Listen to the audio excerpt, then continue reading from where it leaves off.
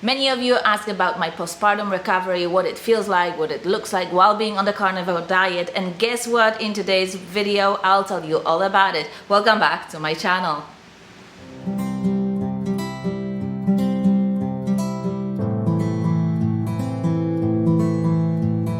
For those of you who don't know, I have two small children. When I got pregnant the first time, I was on the ketogenic diet, the classic version of it. And then when I was done breastfeeding, which was about 18 months later, I started experimenting with the carnivore diet out of pure necessity because I had a bad case of rheumatoid arthritis.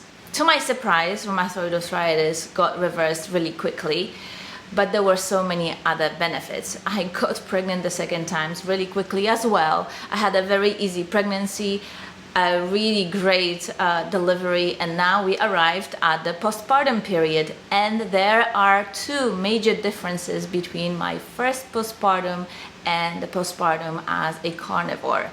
So let's start with number one.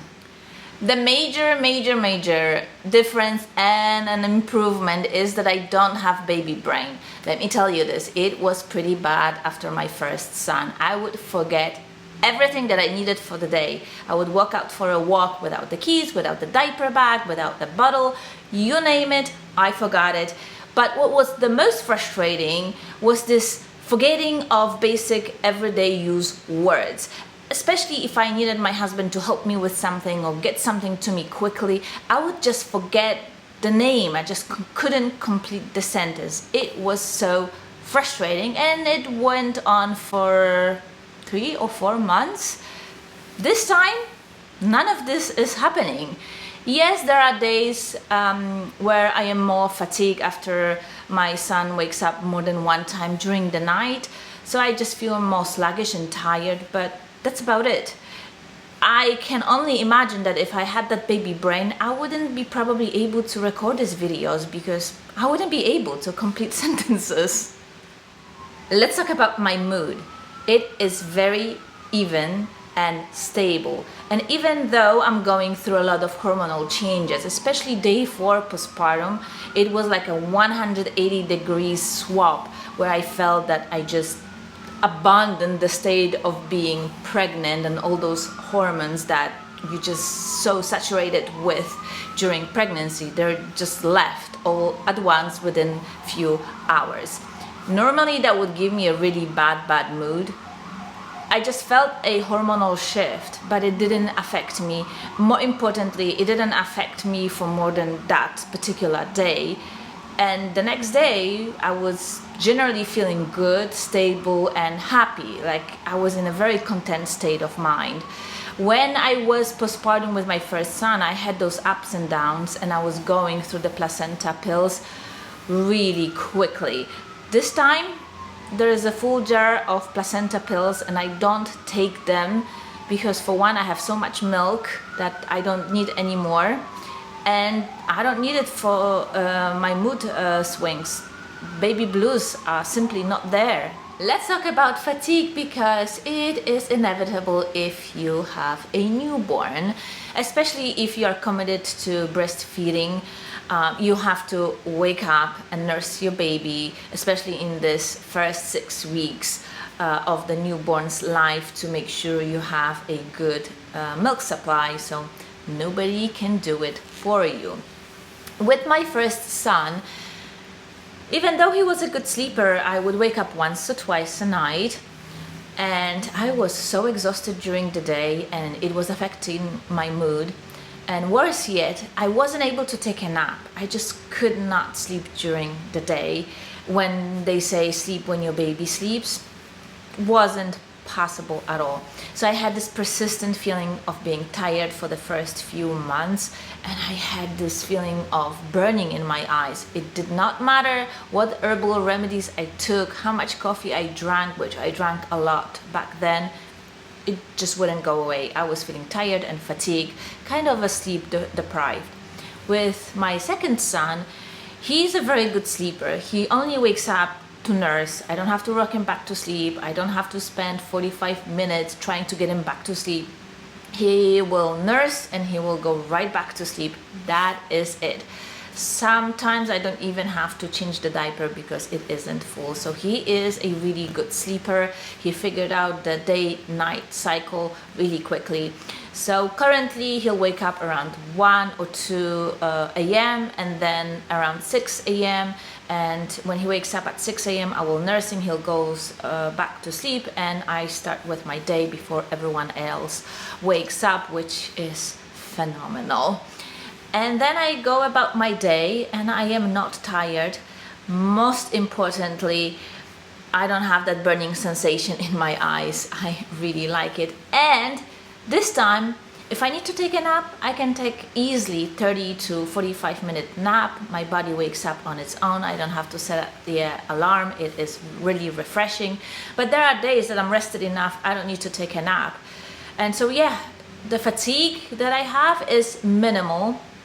And the sleep deprivation, not really sleep deprivation because I sleep like 4 hours at the time and then I wake up, it doesn't affect me. I have a good energy levels and I can get through the day without having to drink coffee. Next one up is my milk supply. It is legendary levels of milk supply. I have so much yellow, thick, full of fat milk. It is crazy. And I have to pump, and I have about 8 to 12 ounces of extra milk on top of everything that my son eats, and he eats a lot.